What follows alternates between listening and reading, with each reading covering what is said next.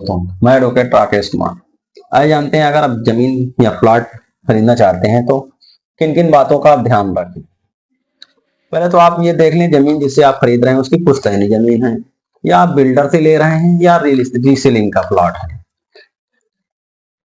तो उसके लिए आप देख लें खतौनी, पहले सबसे पहले कि जमीन किसके नाम है खतौनी में। अगर उसने खरीदी होगी तो वो आदेश चढ़ा होगा उसमें।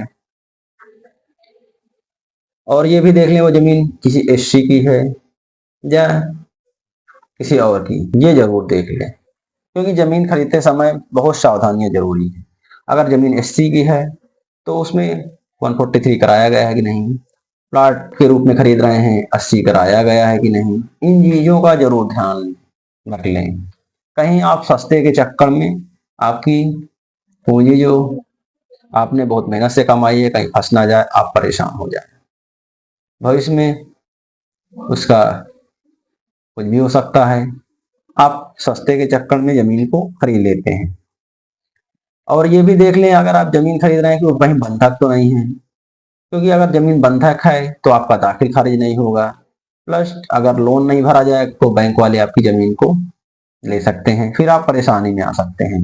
इन चीजों का जरूर देख लें। अगर आप प्लाट खरीद रहे हैं, जमीन खरीद रहे हैं, अगर वो रीसेल का है तो ये भी देख लें कि उसके पहले जो रजिस्ट्री हुई है उस रजिस्ट्री को देख लें। उस रजिस्ट्री को कड़ी दर कड़ी मिला लें, कहाँ से आई, अगर वो कई बार बैनामा हुआ है तो इसके लिए जरूरी है कि आप उसका रिकॉर्ड भी दिखवा लें कि कहाँ से वो जमीन आई, कैसे इनके नाम आई है, ये भी जरूर चेक करवा लें। इनके पास मालिकाना हक है कि नहीं, जिनसे हम खरीद रहे हैं, कहीं इन्होंने फर्जी तरीके से अपने नाम तो नहीं चढ़वा लिया है। इसके लिए जरूरी है कि आप उस जिले के रिकॉर्ड रूम में जाएं, वहां पर उसका मुआयना करवा लें। जिसके नाम है जमीन उसको कैसे मिली ये जरूर दिखवा लें। और 1359 फसली इस खतौनी को जरूर दिखवा लें, कहीं वो जमीन सरकारी जमीन नहीं है, या तालाब की तो नहीं है, या और किसी वन विभाग या किसी और भी सरकारी जमीन तो नहीं है, ये जरूर चेक करवा लें। क्योंकि बहुत सारे फ्रॉड हुए हैं, जमीनों पर नाम किसी और का, जमीन किसी और की। और खरीदते समय ये भी दिखवा लें कि कब्जा आपको कहाँ पर दे रहे हैं।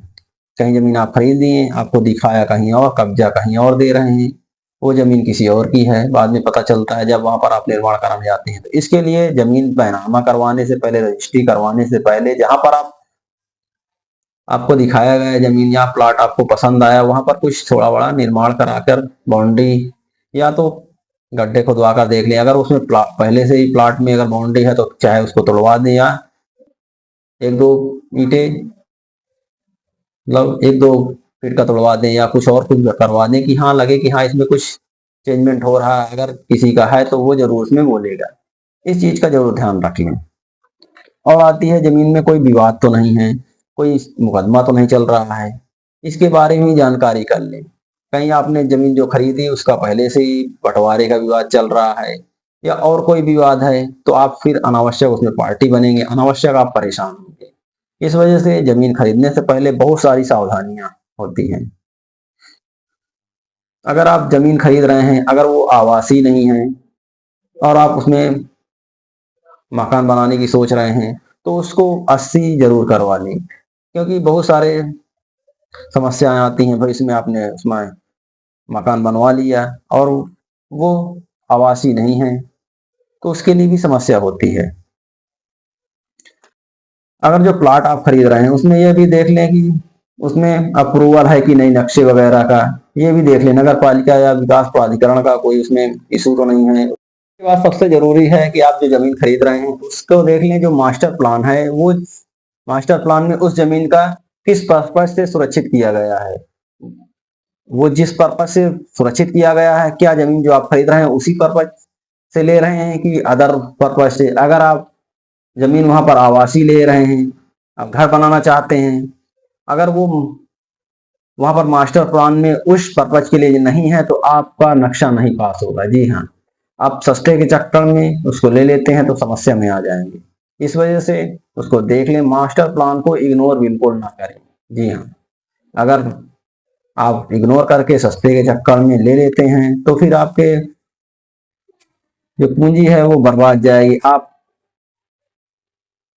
पैसे लगाकर जमीन खरीद लेते हैं, प्लाट खरीद लेते हैं, तो वहां पर आपका नक्शा नहीं पास होगा, आरबीओ एक्ट से आपको नोटिस मिल जाएगी, आप परेशानी में आ जाएंगे, अनावश्यक मुकदमेबाजी बढ़ेगी।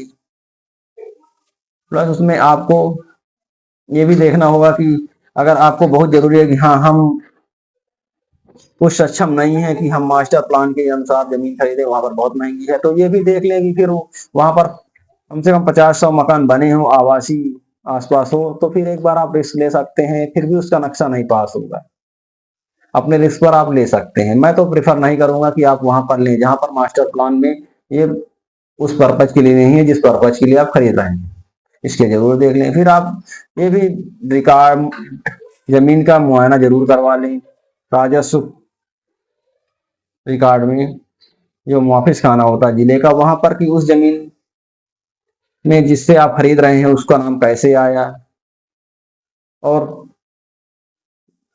1359 भी दिखलवा लें, कहीं वो जमीन पूर्व में कहीं तालाब या और किसी सरकारी तो नहीं रही है कि बाद में आप समस्या में आ जाएं, क्योंकि आजकल सरकार भी अपनी जमीन खोज रही है, तो आप समस्या में परेशान हो सकते हैं कि आपकी जमीन आपने पूरी पूरी खरीद ली, अब हमारी जमीन जा रही है, तो उसका फिर कोई विकल्प नहीं होता है। अगर आपको जानकारी अच्छी लगे तो लाइक शेयर कमेंट करिए। धन्यवाद दोस्तों।